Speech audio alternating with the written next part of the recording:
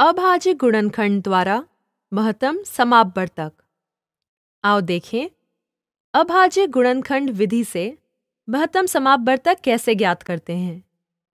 आओ दो संख्याएं 18 और 24 पर विचार करें। हमें पहले क्या करने की जरूरत है कि हम पहले 18 और 24 के अभाज्य गुणनखंड ज्ञात करते हैं और फिर हम साझे अभाज्य गुणनखंड ज्ञात करने का प्रयत्न करेंगे।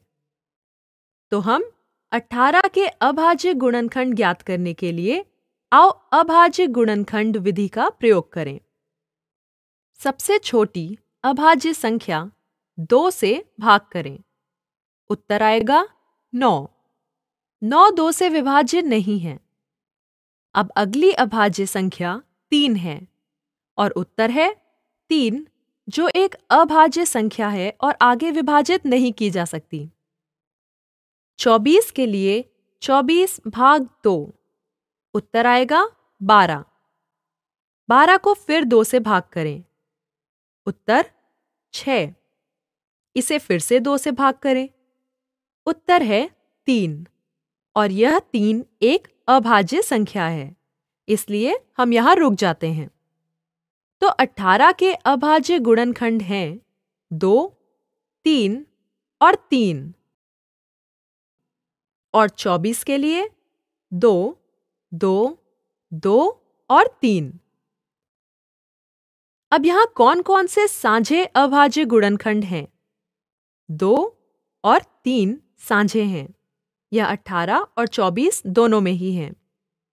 तो वास्तव में हम केवल साझे गुणनखंड ही ज्ञात नहीं करना चाहते, बल्कि सबसे बड़ा साझा गुणनखंड ज्ञात करना हमारा मकसद है।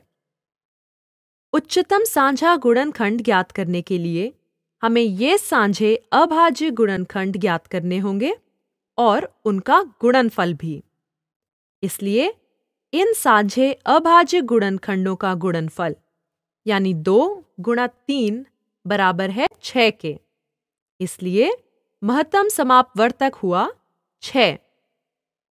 अब 6 गुणा 3 है 18 और 6 गुणा 4 है 24। इस तरह से 6 साझा गुणनखंड है और इस स्थिति में यह एक उच्चतम साझा गुणनखंड है। आओ एक और उदाहरण लें, 44 और 66। अब 44 के अभाज्य गुणनखंड हैं।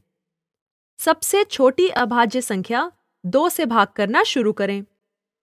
इसे 2 से भाग करें और उत्तर आएगा 22। 22 को फिर से 2 से भाग करें। उत्तर आएगा 11। 11 एक अभाज्य संख्या है, इसलिए हम यहां रुक जाते हैं।